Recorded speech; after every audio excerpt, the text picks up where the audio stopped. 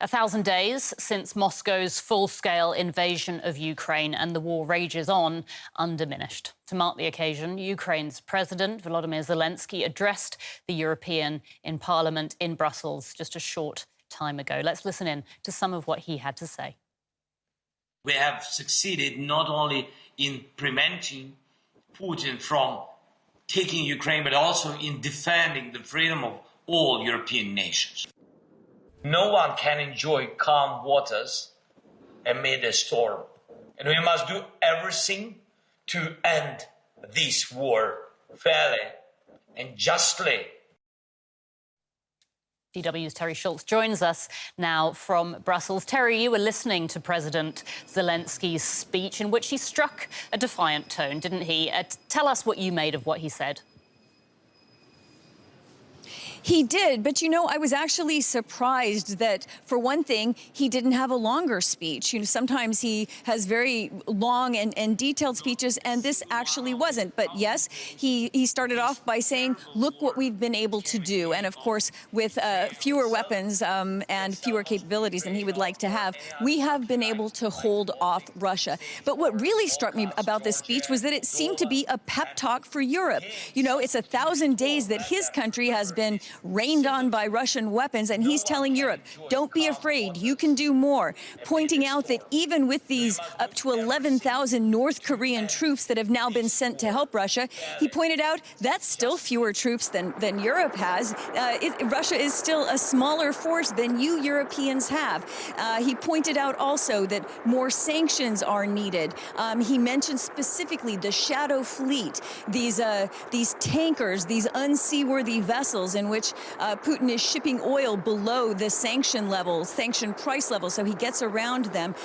He was really, in my mind, exhorting Europe to look harder at what it can do and to be brave in the face of his country having faced 1,000 days of this terror. Terry, thank you so much. That's DW's Terry Schultz reporting from Brussels. Now, after 1,000 days of war in Ukraine, the EU is weighing the next significant milestone, the second coming of Donald Trump to the White House. Trump is already influencing the way Europe plans to defend itself, and there is more change to come. Ready or not, here he comes. The European Union sounds so nice, so lovely, right? All the nice European little countries, they get together, they're brutal. If only they did get together when it comes to collective security. European governments have fretted for years that a second Trump term could sharply reduce U.S. military support. This is not a drill any longer. Europe is in real danger in the sense that we aren't ready for the possibility of an armed attack on EU territory or NATO territory. Too many military capabilities can still only be provided on a large scale by the U.S. as European leaders slowly tackle their long-standing to-do list. Increase spending, do more to build up Europe's defense industrial base, which is extremely important. So fund more industry cooperation, acquisition cooperation, research and development at the EU level. Franke says these initiatives should be further along.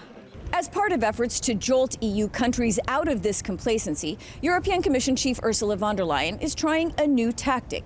She's appointed the bloc's first ever defense commissioner. He's from Lithuania, a country that invests a lot in its own military, and for which the question of whether Europe can defend its own territory could be a matter of life or death.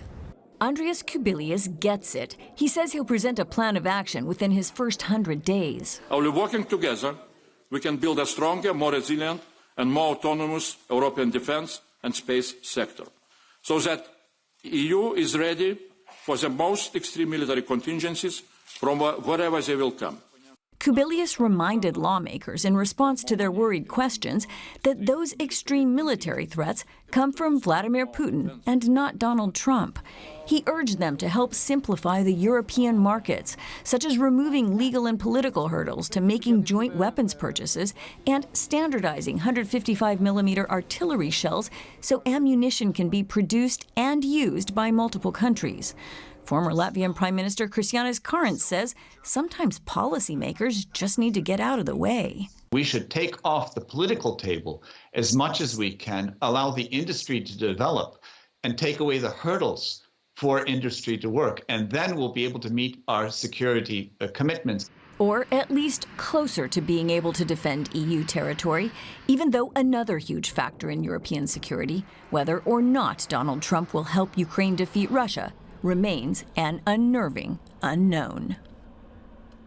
And we can speak now to Benjamin Tallis. He's the director of the Democratic Strategy Initiative. That's a Berlin think tank. He's also the co-author of an open letter that's been published today calling on Europe and Canada to join forces in defending Ukraine from Russian aggression. Welcome to DW. Thank you for your time today. Let's talk about this open letter. Could you tell us which specific actions that you are suggesting these nations take to enhance Ukraine's defence capabilities? Yes, Anya, good day and a pleasure to be with you. Together with a very esteemed group of signatories, what we recommend are 5 key things that Europe and Canada should do and indeed can do in order to secure Ukraine, regardless of what Donald Trump does. So the first thing is to arm Ukraine to win. And that means continuing to send military kit from our stocks, but also to invest in Ukraine's defense industry and allow it to use the latent capacity that is there. It's currently only operating at about 1/3 of its capacity, but also to focus on developing new emerging military technologies that can offset Russia's advantages and actually tilt the battlefield in Ukraine's favor.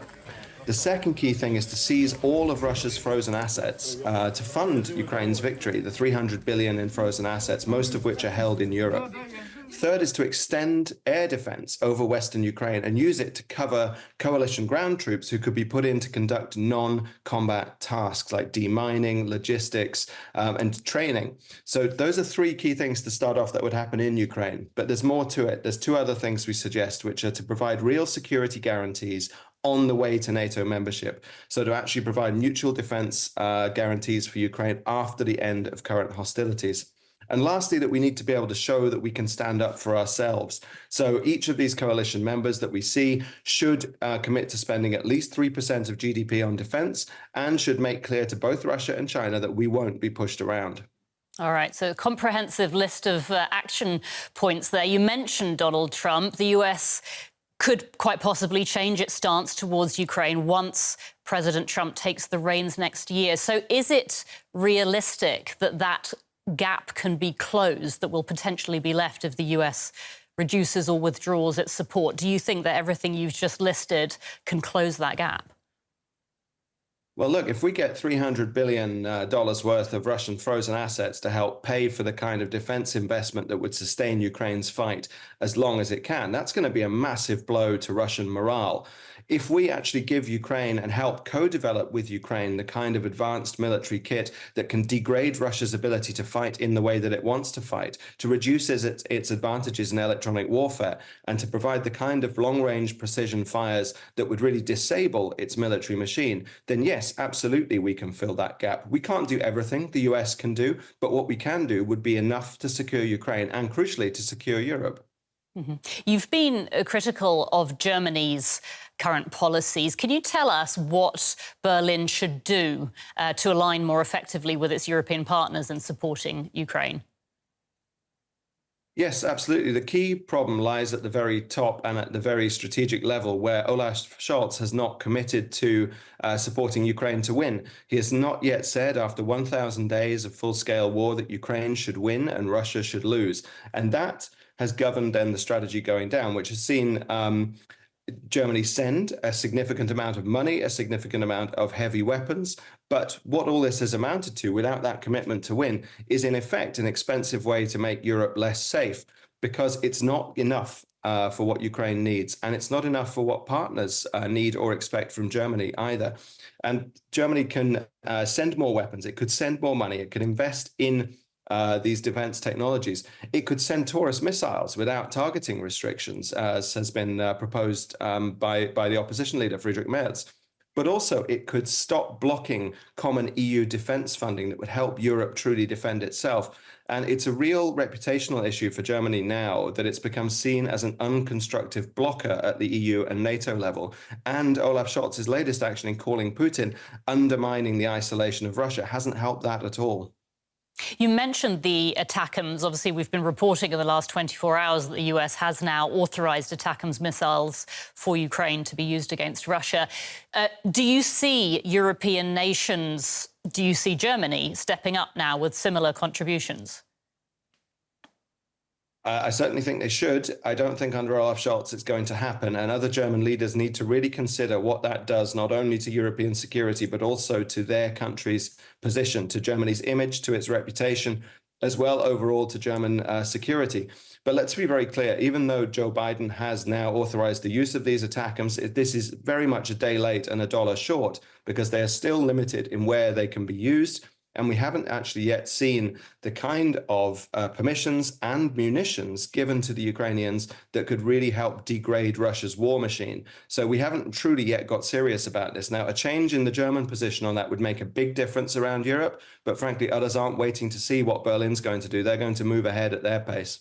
Benjamin, we haven't got much time left, but I did just want to ask you about the fact that, critics are arguing Ukraine's military goals, particularly reclaiming Crimea, may be overly ambitious. Can I ask you what you think about that? I think we have to think about what happens if Ukraine doesn't take back Crimea, that it sets a precedent that you can change borders by force.